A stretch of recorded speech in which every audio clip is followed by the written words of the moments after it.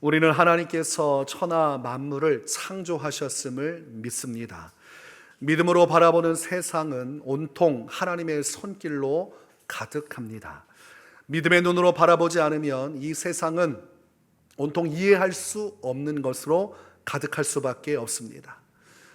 이 만물이 어디서부터 왔는지도 모르고 어떻게 존재하고 어떻게 될지도 알 수 없는 미지의 것으로 남게 됩니다.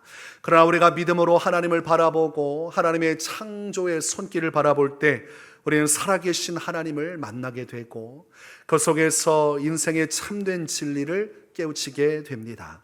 하나님께서 만물을 지으시고 우리를 창조하셨을 뿐만 아니라 오늘날도 생육하고 번성하게 하시며 오직 하나님의 영광을 위해 살아가도록 부르셨음을 깨닫게 됩니다. 그러므로 우리가 하나님을 믿는 믿음 안에서 나의 인생의 의미를 깨닫게 되고 우리의 인생의 실체를 보게 되는 것이죠. 믿음 안에서 내가 누구인지를 아는 것, 그것은 참된 복이라고 할 수 있겠습니다. 창세기의 말씀을 보면 아담과 하와가 죄를 범하게 됩니다. 그 죄로 말미암아서 에덴 동산에서 쫓겨나가게 됩니다.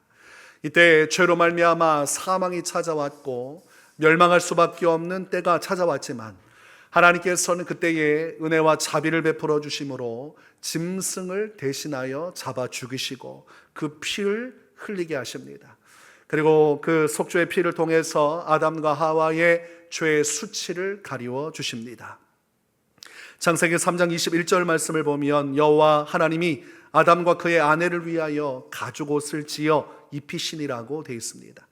이 수치가 가득한 죄악, 벌거벗었음을 깨닫고 어찌할 바 모르는 이 죄악의 수치를 하나님께서 짐승의 피를 통해서 다 속하시고 가려 주셨어요. 그리고 오늘날 우리는 아담의 죄 아래서 태어나고 그 죄 아래서 방황할 수밖에 없지만 하나님께서는 가죽옷을 지어 입히신 것처럼 하나님의 아들이신 예수 그리스도를 십자가에 죽으심으로 그 피를 통하여 속죄하시고 예수 그리스도의 의의 옷을 입혀 주셨습니다. 우리가 큰 은혜를 입은 것입니다.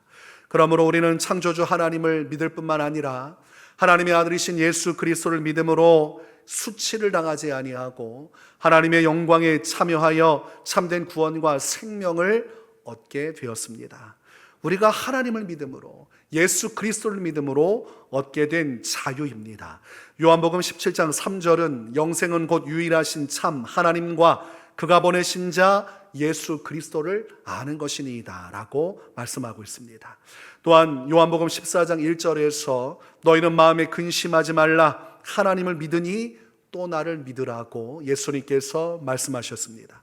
그러므로 오늘날 우리가 믿음을 갖는다는 것, 그것은 창조주 하나님에 대한 믿음이면서도 그 하나님께서 우리를 죄악의 수치를 가리시고 죄의 멸망으로부터 벗어나기 위해서 아들 예수 그리스도를 보내셨다는 것과 예수님께서 우리의 구주가 되셨음을 믿는 것, 그것이야말로 하나님께서 우리에게 요구하시는 믿음입니다.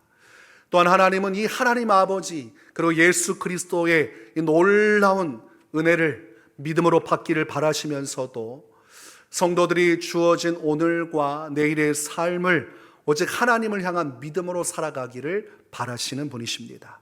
우리 영혼의 구원의 문제만 믿는 것이 아니라 육신을 입고 살아가는 이 세상의 삶 속에서도 구원의 하나님을 믿고 나의 삶의 구원자가 되시는 주님을 믿는 믿음으로 살아가기를 바라시는 것입니다. 그러므로 육신의 삶 속에서 하나님에 대한 믿음을 가지고 살다가 그 믿음으로 영원에 이르는 것이므로 우리가 영원한 약속을 믿는다면 또한 이 땅에서 육신의 삶 속에서도 이 하나님을 믿는 믿음을 따르는 삶을 살아가야만 하는 것입니다. 나의 삶의 구원자가 예수 그리스도이심을 믿는 것이지요. 수많은 질병과 아픔과 고통, 수많은 문제와 수많은 괴로움, 말할 수 없는 괴로움의 그 인생 속에서 우리가 하나님을 믿으며 살아가기를 하나님은 너무나도 원하신다는 것입니다. 마가복음 11장의 말씀을 보면 예수님과 제자들이 예루살렘 성 밖을 지날 때 무화과 나무가 뿌리채 말라진 것을 보게 됩니다.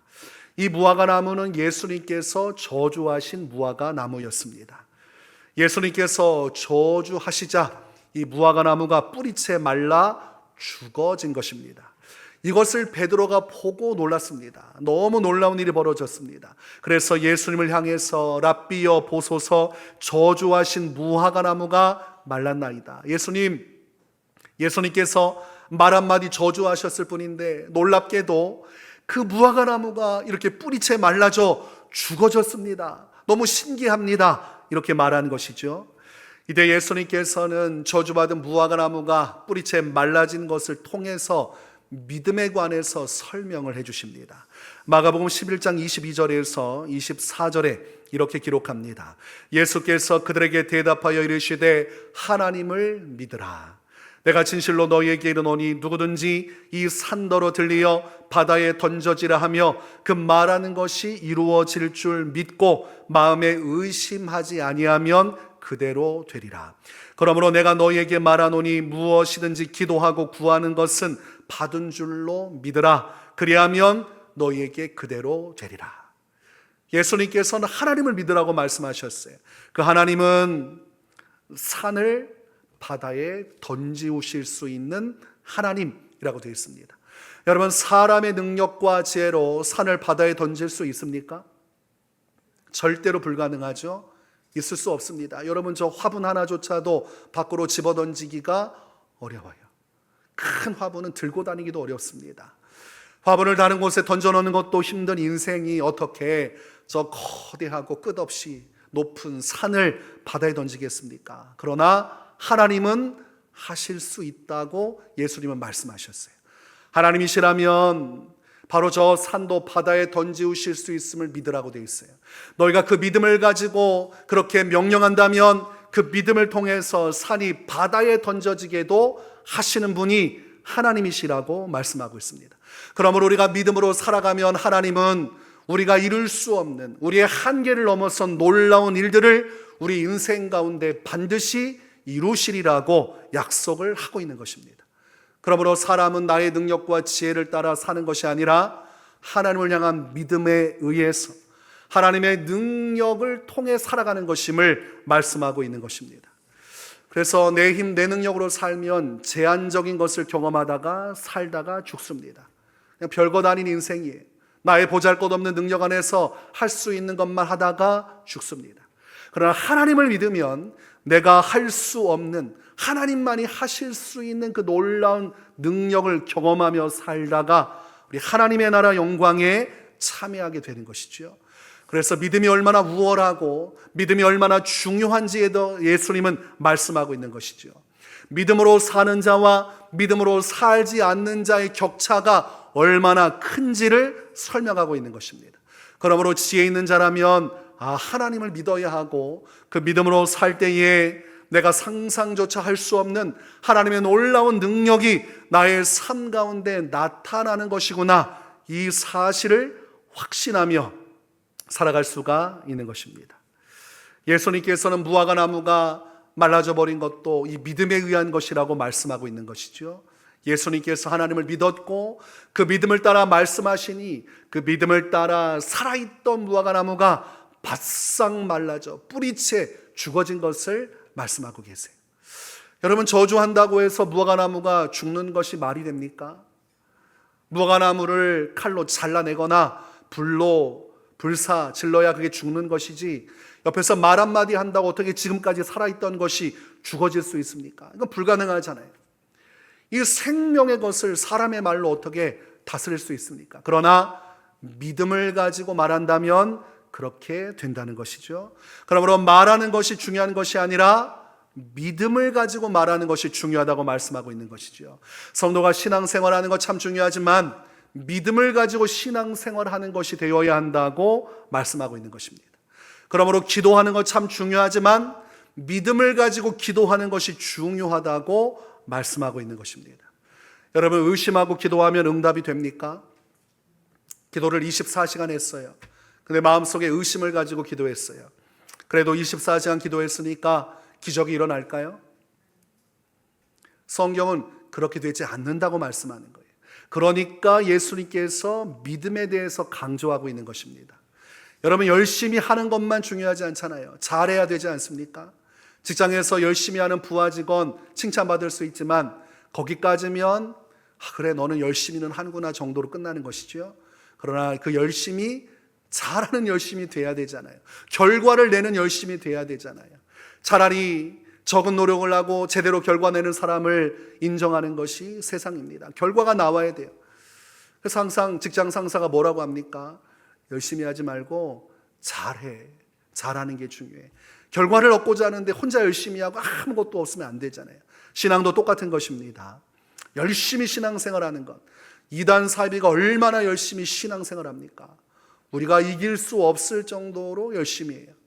어렸을 적에 여호와 증인이 가가호 전도할 때 아기를 업고 전도하며 다니는 것을 본 적이 있어요. 대단하다는 생각을 했어요. 그런데 그 열심이 의미가 없죠. 하나님의 말씀 위에선 열심이 아니고서는 인정받을 수 없습니다.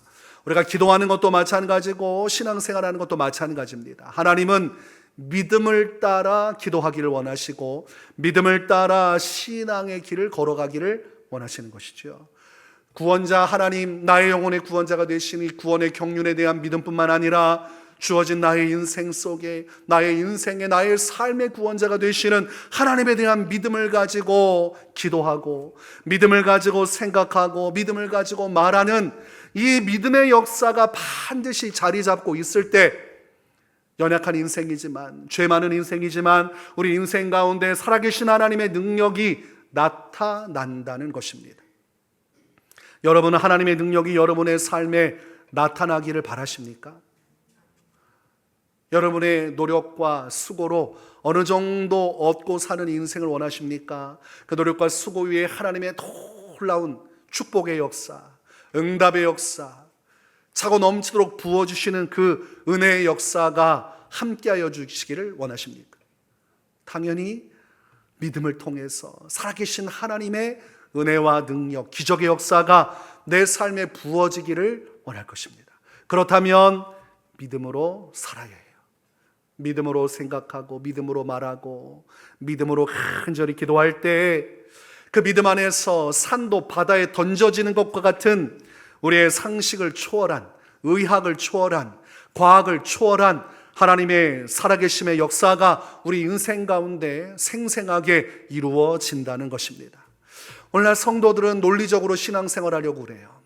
그래서 하나님의 기적 같은 것에 대해서는 아예 기대조차 하지 않고 살아가곤 합니다. 그러니까 믿음이 의미가 없어집니다. 그냥 작은 것을 원하고 작은 것에 만족하면서 신앙생활하면 그뿐이라고 생각해요. 근데 그것은 자기만족이지 하나님이 원하시는 신앙생활이 아닙니다. 내 입을 넓게 열라 내가 채우리라.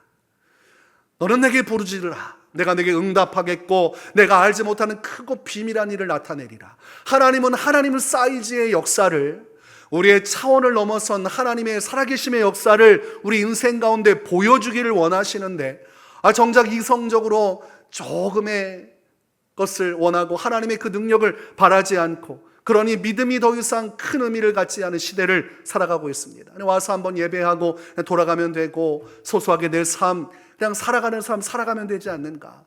교회 와서 사람들을 만나고 대화 나누면서 그 종교적인 위안을 받는 것으로 충분하지 않는가? 여러분, 그건 말 그대로 종교 생활하는 것입니다. 불교가도 거기서 그런 위로 받을 수 있습니다. 이단 사이비에 가도 그곳에서 사람들 속에서 함께 신앙생활하면서 그 작은 위안 받을 수 있어요. 좋은 위로의 말들, 권면의 말들, 사랑의 말들, 그 속에서 위로받을 수 있어요. 이단 사이비도 가면 너무 행복하다고 그래요. 그 속에서 서로 사랑하고 섬기고 교제하면서 너무 행복해. 이단이라는 게 밝혀져도 떠나지 못하는 이유가 거기서 너무 행복했기 때문에 진리가 아님을 알고도 못 떠나는 사람이 수두룩합니다. 그러므로 내 중심의 신앙생활하는 것이 아니라 하나님이 원하시는 신앙생활에 초점을 맞춰야 되고, 그러므로 소소한 내 인생 이렇게 살다가 죽겠다고 말하는 것이 아니라 하나님에 대한 믿음을 가지고 하나님의 능력이 내 삶에 이루어지는 것을 소망하며 살아가는 신앙이야말로 하나님께서 기뻐하는 신앙생활이라는 것입니다. 그러므로 믿음으로 시작해서 믿음으로 끝나는 것이 하나님께서 기뻐하시는 성도의 신앙생활이라고 할 수 있습니다. 꼭 누르면 하나님에 대한 믿음의 언어들이 나와야 되고, 꼭 누르면 하나님에 대한 믿음의 생각들이 그 안에서 역사해야 되고, 누르면 믿음으로 하나님 앞에 간절히 기도하고 간구하는 역사가 나타나야 돼요. 이 믿음의 역사가 우리 안에 거할 때 하나님은 산이 바다에 떨어지는 것과 같은 역사, 무화과나무가 뿌리채 말라지는 것과 같은 오늘날 우리 인생의 실제적인 주님의 역사를 이루신다는 것입니다. 따라서 해보겠습니다. 우리는 믿음으로 생각하고 믿음으로 말하고 믿음으로 기도해야 합니다. 그럴 때 기적이 나타납니다. 하나님의 능력이 나타납니다. 너무나 중요한 것이죠. 믿음이라는 것을 간과하며 살면 안 됩니다. 성경 말씀을 계속 보면 예수님께서 믿음에 대해서 지속적으로 말씀하세요. 믿음을 갖는 자들을 칭찬하시고 기뻐하십니다. 왜 굳이 이렇게까지 믿음에 대해서 말씀하실까? 그러면서 사랑의 역사도 말씀하시면서도 이 믿음의 역사도 강조하시고 소망의 역사도 강조하십니다. 이 믿음은 하나님에 대한 구원의 믿음이면서도 오늘 내 현실 속에 역사하시는 하나님에 대한 믿음을 강조하시는 것이지요. 여러분, 믿음의 반대는 무엇입니까? 불신하는 거죠. 믿지 못하는 것, 불신이 믿음의 반대입니다. 믿지 못할 때, 불신할 때 나타나는 현상이 있습니다. 바로 걱정과 근심과 두려움입니다. 불신의 자리에 가면 자연스럽게 뒤따라오는 것이 걱정이요, 근심이요, 두려움입니다. 걱정과 근심과 두려움은 믿음에 속한 것이 아닙니다. 내가 믿음 생활 제대로 하고 있고 하나님을 믿고 있는데 걱정, 근심, 두려움에 쌓여 살아간다, 성립될 수가 없는 것입니다. 믿음 안에서는 소망이 있고 평안이 있는 것이지 절대로 걱정, 근심, 두려움이 자리 잡을 수 없습니다. 그러므로 걱정과 근심과 두려움이 내 삶에 찾아올 때 우리는 그것을 묵상하고 내 안에 인정하고 받아들이는 것이 되어서는 안 됩니다. 불신의 생각들, 불신으로 이루어지는 그것들을 내가 받아들인다는 것은 믿음으로 살지 않고 불신을 따라 살아간다는 것을 의미하고 있기 때문입니다. 자, 여러분이 집안에 있는데 강도가 들어오려고 문을 붙잡고 흔들고 있습니다. 여러분들은 어떻게 해야 하겠습니까? 경찰에 신고한다. 좋습니다. 자, 경찰에 신고했는데 경찰은 오지 않고 문을 부수고 지금 이제 진입하기 시작하면 강도가 그렇게 들어오면 어떻게 해야 됩니까? 절대로 저 집에 강도로 들어가시면 안 됩니다. 임기순 권사님께서 방망이로 여러분을 딱 때릴 수가 있기 때문에 저기 적극적으로 맞겠죠? 칼을 들고 와도 온몸으로 밀치면서 정말 두 손으로 칼을 제압하고 그리고 어떻게든 머리로 박치기를 하든 온몸으로 어떻게 하든 기어코 집 안으로 들어와서 자녀들을 해하지 못하도록, 가족에게 해코지하지 못하도록 그 강도를 쫓아내는 일에 아주 열심을 다할 것입니다. 이거 실패하면 우린 여기서 비참한 신세가 될 것을 확신하기에 어떻게든 쫓아내버려야 돼요. 여러분, 우리의 인생 가운데 찾아오는 영적인 강도가 걱정, 근심, 두려움이에요. 그거 받아들이면서 인생 살아가면 큰일 납니다. 불신의 것을 받아들이는 순간 하나님의 영광의 빛이 우리 인생 가운데 나타날 수가 없고 우리의 인생 그 너머에 계신 전능하신 주님의 손길을 우리가 누리며 살아갈 수가 없어요. 그런데 이것이 얼마나 위중한 것인지를 알지 못한 채 많은 교인들이 이 걱정과 근심과 두려움이 몰려올 때 그것을 끌어안습니다. 이 걱정도 근심도 두려움도 내 인생의 한 부분이 아닌가, 이거 다 또 품에 안고 견디며 사는 것이 인생이 아닌가, 그러면서 걱정과 근심과 두려움을 나의 일부로 여기고 이것이 인생의 자연스러운 현상이라고 여겨서 마음속에 이것을 끌어와서 자신의 심령에 자리를 잡게 해버립니다.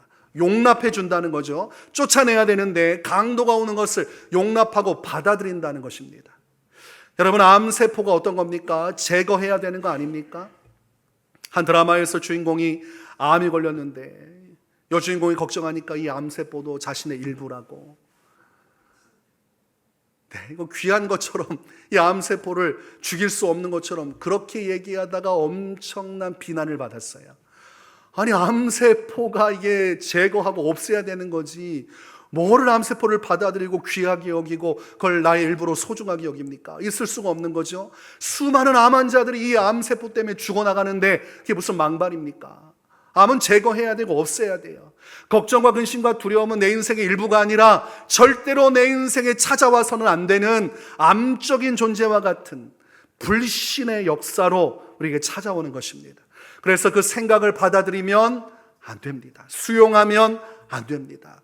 걱정에 몰려올 때 그거 받아들여서 하루 종일 걱정하고 다음 날도 걱정하고 그렇게 걱정 속에 살아가는 거 용인하면 안 됩니다. 두려움이 몰려올 때 그래 인생이 두려움 속에 사는 것이지, 두려움이 마치 인생의 한 부분인 것처럼 여기고 용납하고 받아들이면 이 걱정과 근심과 두려움을 통해서 엄청난 고통을 겪게 돼요. 중요한 것은 믿음이 아니기 때문에 하나님께서 역사하실 수 없는 거죠. 이 걱정과 근심과 두려움은 어떤 현상이 벌어질 때 찾아오는 것인데, 이것에 매여서 고통은 고통대로 받고 믿음이 아니기에 주님의 역사도 일어나지 않으니 이보다 더 큰 괴로움이 어디 있습니까? 마음도 지옥이고 삶도 지옥이고 해결될 방법은 없는 거 아닙니까? 그러므로 이 마음들, 그릇된 불신의 생각들을 쫓아내버리고 우리가 믿음을 가지고 주님을 바라볼 때 그 속에서 하나님의 역사가 우리의 삶을 주관해 주시는 것입니다. 잠언 4장 23절 말씀을 보니까 모든 지킬 만한 것 중에 더욱 내 마음을 지키라. 생명의 근원이 이에서 남이니라 말씀하고 있습니다. 우리는 마음 지키는 거 별로 중요하게 생각하지 않을 때가 있어요. 그냥 우리의 몸 건강 정도만 생각할 때가 있고 마음에 대해서는 흘러가는 대로 환경에 따라 내버릴 때가 있지만 성경은 그 무엇보다 지켜야 할 것이 우리의 마음이라고 말씀합니다. 이 마음에는 생명이 달려져 있다고 말씀하고 있어요. 마음을 지키지 못하면 그로 말미암아 천국에 가거나 지옥에 가거나 하는 이 생명의 일들이 결정된다고 되어 있습니다. 그래서 악착같이 너의 마음을 지켜야 한다. 이 생명이 담겨진 마음을 지키느냐 지키지 못하느냐는 영생과 영머를 결정할 정도로 중요하다고 성경은 말씀하고 있는 것이죠. 그러므로 걱정과 근심과 두려움의 파도가 몰려올 때 내 마음을 지켜야 돼요. 그런 것들을 쫓아내야 되고 부정해야 되고 걱정도 떠나가고 근심도 떠나가고 두려움도 떠나가고 이것은 나의 일부가 아니라 이것은 나의 인생을 망가뜨리는 것임을 알고 절대로 수용해서는 안 되는 것입니다. 사울왕이 걸어간 길이 바로 걱정과 근심과 두려움의 길입니다. 그는 걱정과 근심과 두려움을 그대로 수용하며 살았습니다. 인생이 원래 이렇게 쓸쓸하고 괴롭고 힘들고 고통스러운 것이라고 생각해서 자신의 마음속에 이런 것들이 막 들어올 때도 여과 없이 그런 것들을 그냥 용납하면서 살아갔습니다. 믿음으로 삶을 채우지 못하고 불신으로 살아감으로 결국은 인생이 망하게 됐습니다. 그런데 여러분, 다윗은 전혀 다릅니다. 다윗의 인생 가운데도 어려운 일이 처했고 동일하게 걱정과 근심과 두려움이 몰려왔습니다. 근데 바울은 그런 불신의 생각들을 조금도 용납하지 않았고 다 대적하고 쫓아내었고 오직 자신의 마음, 심령을 믿음으로 채우는 일에 최선을 다했습니다. 마음을 지켜나갔다는 거죠.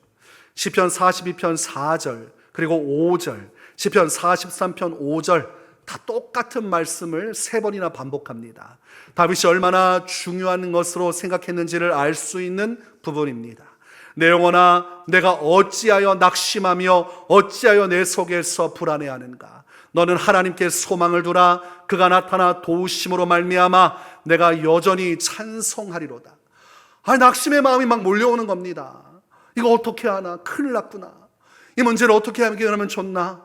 근심이 되고 걱정이 되고 해결책은 없고 불안해하고. 근데 이럴 때 그것에 그냥 휩쓸려서 이 고통 속에 그냥 흘러가는 것이 아니라 다윗은 마음을 지키기 위해 노력했어요. 하나님을 믿고 하나님께 소망을 가짐으로 이 그릇된 생각들을 물리치고 하나님만을 믿고 바라고 소망하는 것에 자신의 온 마음을 쏟아냈습니다.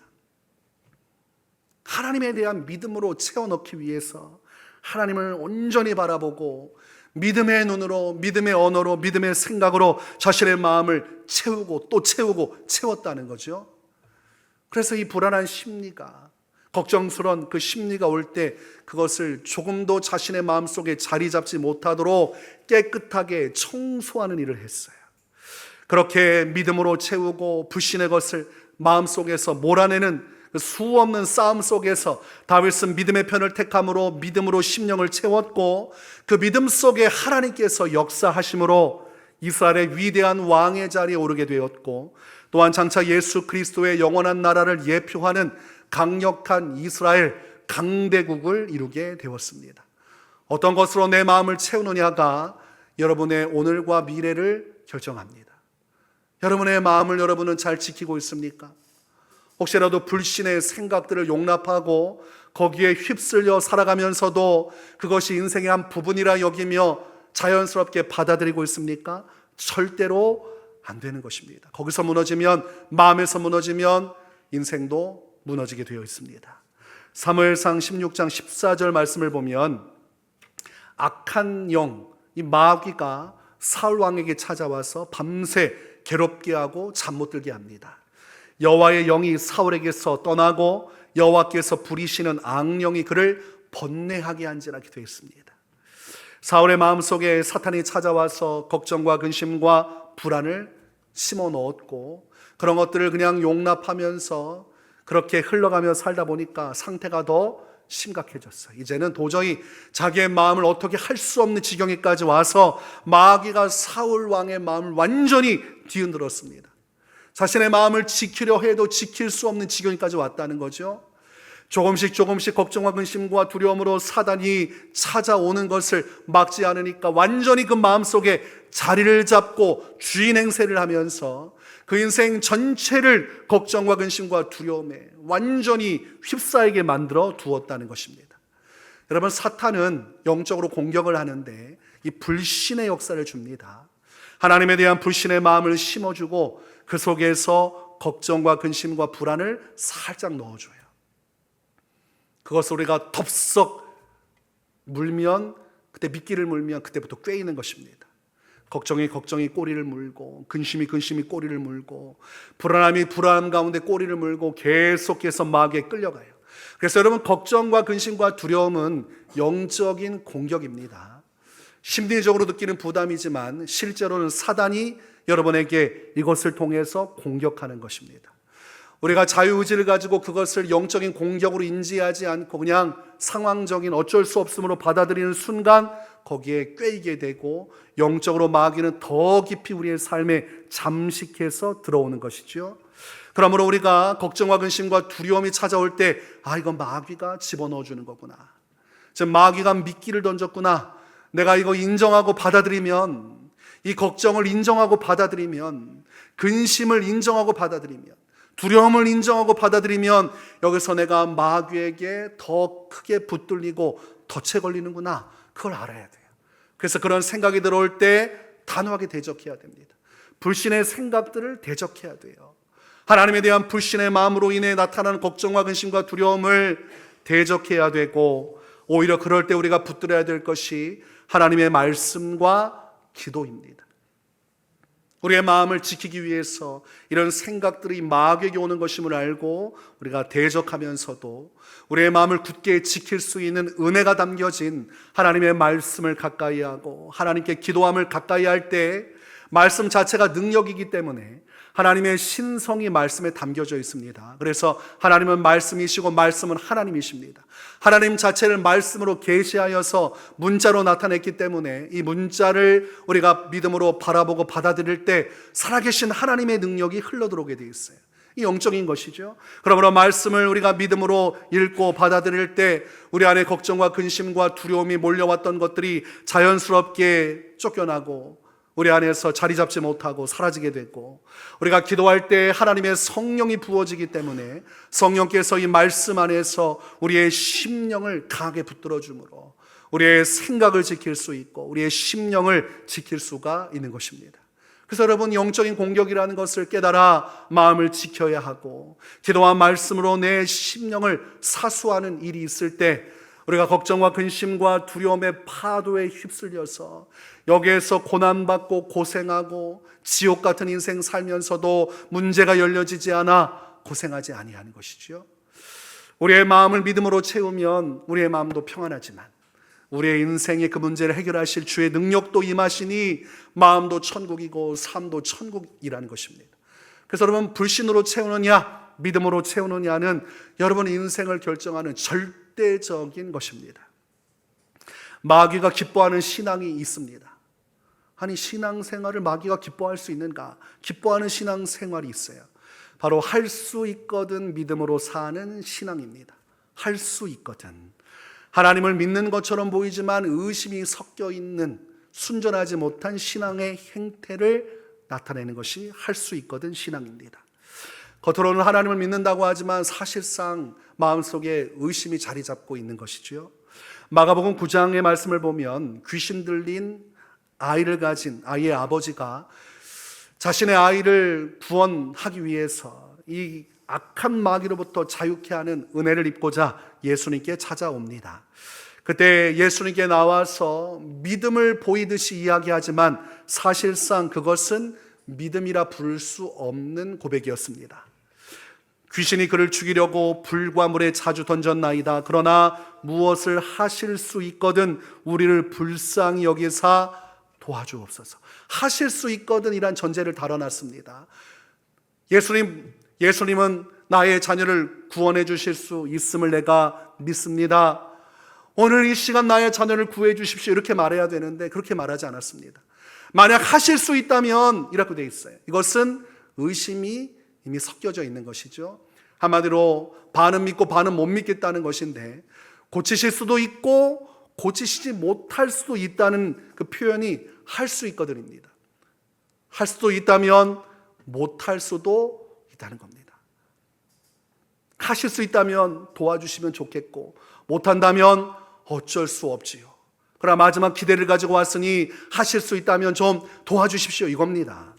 내가 당신을 온전히 믿진 못하지만 혹시라도 그런 능력이 있으면 좀 도와주면 안 됩니까? 간구는 하고 있는데 믿음이 전제가 되지 않았습니다. 확실하게 믿지는 못하는 거예요. 여러분, 하나님께서 요구하시는 하나님에 대한 믿음은 100% 믿음입니다. 순금과 같은 믿음만 받으십니다. 하나님은 섞여 있는 거 받지 않습니다. 신앙생활도 세상과 나는 간 곳 없고 구속한 주만 보이도다. 나 인생의 주인이 오직 예수님 한 분일 때만 그 믿음으로 구원을 받는 것이지, 두 주인이면 두 마음이면 재물도 섬기고 예수님도 섬기면 구원 못 받습니다. 이 땅에서 하나님의 인생의 구원, 나의 삶의 문제로부터의 구원, 나의 연약함으로부터의 구원을 받고 그 구원을 얻기 위해 믿음을 갖는다면 그 믿음은 의심의 여지가 없는 100% 순전한 믿음이어야 합니다. 근데 많은 이들이 이 의심의 시험에 걸려 넘어져요. 마귀가 집어넣는 것입니다. 하나님께서 도와주실 수도 있고 도와주시지 못할 수도 있다는 의심의 생각을 가지고 그렇게 신앙생활하도록 마귀가 미혹을 합니다. 한 마음 품고 주님 앞에 가야 되는데 하나님을 의심하는 마음 한 구석 가지고 기도하게 하고 하나님 앞에 나가게 만드는 것이죠. 근데 예수님은 그런 부분을 아주 정확하게 잡으셨어요. 이 아이의 아버지가 얼렁뚱땅 믿음인 것처럼 주님 앞에 간구하니까 믿음 좋은 것처럼 보였는데 그의 생각이, 그의 언어가, 그의 중심이 온전한 믿음이 아니라는 것을 예수님은 분명히 아셨고 그래서 그 부분을 아주 강력하게 책망하셨습니다. 할 수 있거든이 무슨 말이냐? 믿는 자에게는 능히 하지 못할 일이 없느니라. 하나님은 할 수 있거든의 하나님이 아니라 하실 수 있는 하나님이시다. 불가능한 일이 없는 하나님이시다. 하나님 앞에 할 수 없는 일은 존재하지 않는다는 것입니다. 그러므로 하나님을 믿는다는 것은 하나님께는 불가능한 일이 없음을 믿는 것입니다. 이 문제가 아무리 큰 문제라도 하나님께는 아무 문제가 되지 않는다고 믿는 것, 그게 주님께서 우리에게 요구하시는 믿음이에요. 오늘날 우리의 기도가 어떻습니까? 혹시라도 할 수 있거든 나를 구원해 주십시오. 할 수 있거든 필요한 것을 공급해 주십시오. 할 수 있거든 나를 위로해 주십시오. 할 수 있거든 질병을 고쳐 주십시오. 할 수 있거든 교회 부흥 좀 시켜 주십시오. 이렇게 기도하고 있지 않습니까? 하실 수 있는 하나님이시고 하나님께는 아무런 제약도 없고 문제도 없으니 그냥 하나님 앞에 믿음으로 구하면 되는데 자꾸 못하실 수도 있는 하나님, 하나님에 대한 의심의 그림을 놓지 못하고 이걸 확 버려야 되는데 마음속에 의심의 한 자리를 가지고 하나님 앞에 나아가니 그 믿음 주님이 받으실 수 없는 것입니다. 그러므로 여러분, 믿을 거면 확실하게 믿어야 돼요. 그럼 부부간에도 마찬가지 아닙니까? 믿을 거면 확실하게 믿어야 그 부부 안에 평화가 있는 거잖아요. 내가 당신을 믿어. 근데 손은 그녀의 핸드폰을 뒤지고 있고 비밀번호를 누르면 하루에 한 번만 내가 확인해 보겠다고 하면 믿는 겁니까? 안 믿는 겁니까? 계속 믿는다고 얘기해. 믿어. 내가 믿어. 그런데 자기 전에 핸드폰 한 번은 내가 꼭 확인할게. 믿는 겁니까? 안 믿는 겁니까? 지금 확인하는 분들은 지금 믿는다고 얘기하고 싶겠지만 그 정도면 믿는 거 아닙니까? 근데 사실상 믿지 못하니까 확인하겠다는 거죠. 정말 믿으면 확인할 필요가 없어요. 그럴 의미가 없기 때문이죠. 어차피 그러지 않을 건데 왜 확인합니까? 그럴 수도 있다고 생각하는 의심이 있으니까 그 확인하고 있는 겁니다. 우리 이거 가지고 부부싸움 하지 마시고요. 서로 보여주시고 확인케 하여 주시면 하나님께서 영광을 받으실 줄 믿습니다. 숨기는 자가 범인입니다. 숨기지 마세요. 부부간에 오픈하고 서로 간에 신뢰를 주는 것이 중요합니다. 하나님에 대한 믿음도 이 의심의 이 구름 한 점도 남기지 말아야 돼요. 그래서 여러분, 믿음이라는 것은 되게 복잡한 것이라 생각하지만, 굉장히 어려운 것이라 생각하지만 실제로는 단순합니다. 믿음은 그저 하나님을 인정하는 것입니다. 하나님은 하실 수 있습니다. 거기다가 내용만 바뀌는 거예요. 하나님은 원하시면 하나님이 이 암병 주님 고치실 수 있습니다. 하나님께는 이 암병이 문제가 되지 않습니다. 하나님 고쳐주십시오. 나는 주님을 믿습니다. 하나님을 인정하는 것이 믿음이에요. 하나님 앞길이 꽉 막혀서 도저히 숨조차 쉴 수 없고 도와줄 사람도 없고 방법도 떠오르지 않지만 하나님은 이 문제를 해결하실 수 있으십니다. 나는 이 문제를 해결하는 하나님을 믿고 신뢰합니다. 하나님을 인정하는 거예요. 불신은 하나님을 인정하지 못하는 거죠. 저도 뭐 푸는 문제를 하나님께서 하실 수 있겠습니까? 이 답이 없는 문제를 하나님이라도 하실 수 있겠습니까? 이렇게 지금까지 누구도 도와주지 못한 이 문제를 하나님께서 정말 풀어주실 수 있겠습니까? 이게 불신이에요. 하나님을 인정하지 않는 게 불신입니다. 그러므로 하나님을 인정하는 태도로 살아갈 때 그것이 믿음이 되고 그 인정을 통해서 하나님께서 기뻐하사 인정받은 대로 행하여 주시는 것입니다. 여러분, 누군가가 여러분을 인정해 주면 기분이 좋습니까? 안 좋습니까? 기분이 좋지 않아요? 남자들은 누구에게 충성한다고 그래요? 어떤 사람에게 목숨 바친다 합니까? 자기를 알아주고 인정해 주는 사람한테 남자들은 충성하고 목숨을 바치게 돼 있어요. 나를 알아주는 사람 앞에 나의 모든 걸 쏟아내는 거죠. 그러므로 아내가 당신은 못할 거야 라고 하면 이미 그런 것입니다. 근데 아내가 남편한테 여보, 나 당신을 믿어요. 당신은 할 수 있는 사람이에요. 내가 믿고 지지하니까 힘내요. 그러면 그때부터 남편의 눈빛이 바뀌기 시작하면서 분명히 저렇게 자신만만할 것이 없는데 그때부터 눈빛이 바뀌는 거예요. 나를 인정해 줬다는 것 안에서 인정받은 것만큼 무언가 해주고 싶은 것이고 나타내고 싶은 마음이 있죠. 내가 사랑하는 사람이 인정해 주는 것만큼 더한 기쁨은 없고 그 인정하는 것을 내가 만족시켜주고 싶은 것, 그게 본래적인 사람의 마음인데 하나님도 똑같습니다. 우리가 하나님을 닮았기 때문에 하나님도 똑같아요. 우리가 하나님을 인정할 때 하나님도 기뻐하시고 우리가 인정한 대로 그대로 우리에게 갚아주시기를 원하십니다. 우리가 인정한 대로 하나님의 능력을 나타내 보이기를 원하신다는 것입니다. 시편 8편 4절에서 6절 말씀을 보면 사람이 무엇이기에 주께서 그를 생각하시며 인자가 무엇이기에 주께서 그를 돌보시나이까. 그를 하나님보다 조금 못하게 하시고 영화와 존귀로 관을 씌우셨나이다. 주의 손으로 만드신 것을 다스리게 하시고 만물을 그의 발 아래 두셨으니 라고 되어 있어요. 사람이 무엇이라고 우리가 주님을 인정한다고 해서 주님이 그렇게까지 그걸 기뻐하고 그렇게까지 역사하시겠는가? 시편 8편은 그 생각이 얼마나 허망한지를 알려주고 있어요. 하나님이 사람을 얼마나 존귀하게 여기시고 얼마나 소중하게 여기시는지, 우리가 우리 자신을 생각하는 것 이상으로 하나님은 우리를 더 귀하게 여기시고 성경은 천사보다도 우리를 더 존귀히 여긴다 이렇게 되어 있습니다. 천사의 영광이 얼마나 대단하고 그 위엄과 그 거룩함이 얼마나 대단합니까? 우리는 죄인임에도 우리를 창조하신 하나님은 저 천사보다도 우리를 더 귀히 여긴다고 되어 있어요. 천사를 위해서 예수님은 죽으신 적이 없습니다. 죄인된 우리를 구원하시기 위해 예수님께서 죽으셨어요. 그러므로 그만큼 우리를 사랑하고 존귀하게 여기시기에 우리가 하나님을 인정할 때 주님 기뻐하시는 거예요. 그래서 믿음은 하나님이 인정하는 것이고 그때 기적의 역사가 되돌아오는 것입니다. 여러분, 믿음은 솔로몬이 하나님께 바친 1000번제와도 같은 것입니다. 1000번제를 드릴 때 주님께서 기뻐하셨어요. 우리가 믿음으로 주님을 인정할 때 주님은 그것처럼 기뻐하시고, 솔로몬에게 나타나셔서 무엇을 주기를 원하느냐 물으신 것처럼 우리가 믿은 그대로 다 이루어지기를 바라시는 거예요. 그래서 예수님께서 말씀하신 믿음을 보면 내 믿음대로 될 것입니다. 네가 나를 인정한 대로 그만큼은 내가 확실하게 책임지고 내게 베풀어 주겠다는 하나님의 말씀이신 것입니다.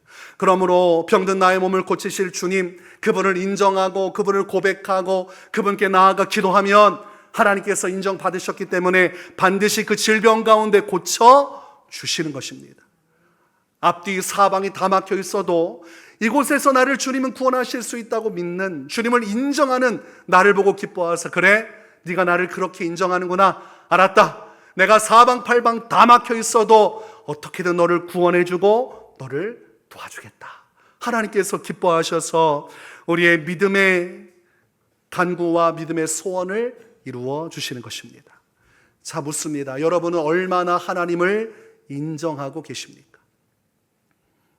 하나님께서 여러분이 인정한 대로 역사하신다면 여러분은 주님의 권능과 그 능력을 여러분의 인생 가운데 어느 정도까지 인정하고 하나님 앞에 그것을 고백하며 믿으며 기도하며 살아가십니까?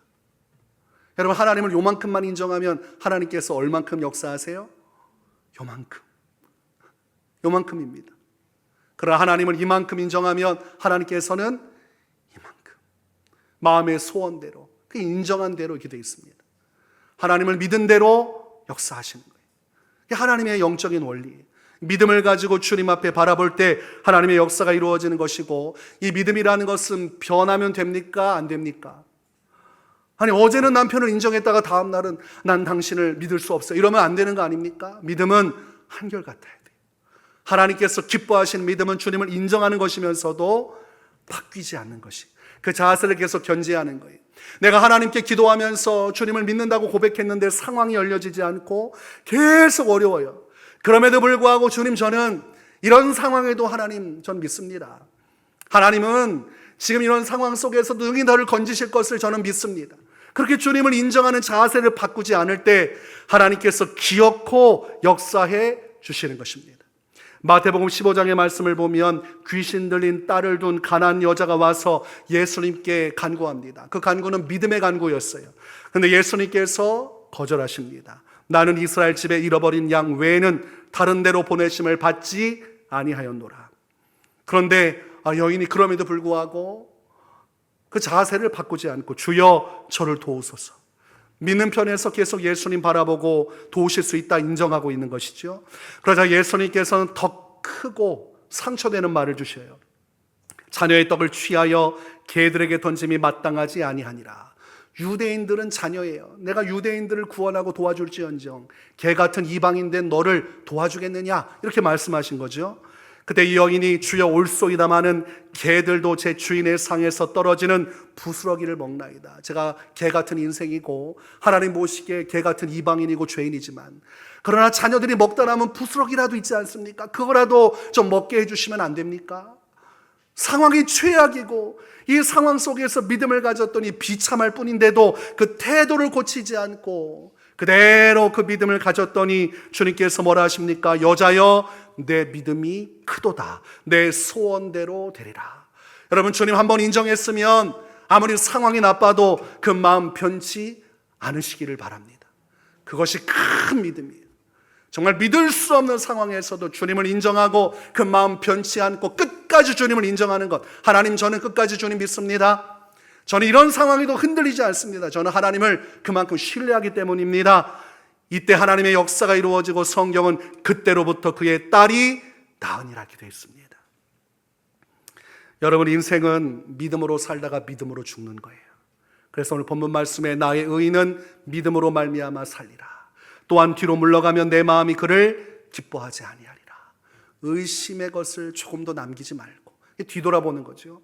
자꾸 후회하고 돌아보고 의심하고 걱정하고 근심하는 것. 근데 믿음은 그런 것이 아니라 하나님 믿고 믿기로 했으면 끝까지 믿는 것입니다. 여러분, 지금 해결되지 않은 문제 하나님께서 역사하실 수 있음을 마음속으로 입술로 기도하고 간구하며 믿음으로 인정하세요. 하나님 그 문제 해결하실 수 있습니다. 여러분, 잠 못 들게 할 만한 그 문제 하나님 해결하실 수 있어요. 하나님은 막혀있는 여러분의 인생의 문을 여시고 여러분에게 찬란한 미래와 소망의 일을 이루실 수 있습니다. 주님, 이만큼만 인정하지 말고 여러분 하나님만큼 좀 인정해 보세요. 성경 말씀에 기록된 홍해를 가르신 하나님이라면 나의 작은 지혜와 능력으로 국한하지 말고 그 하나님만큼의 주님을 인정하고 그 마음을 끝까지 지키면 하나님께서 기뻐하사 우리를 나의 의인이라 말씀하시고 우리 하나님께서 그 믿음으로 살아가게끔 역사하여 주신다는 것입니다. 이런 놀라운 믿음의 역사가 여러분의 삶을 붙들고 여러분의 심령을 항상 가득 채우기를 주님의 이름으로 축원합니다.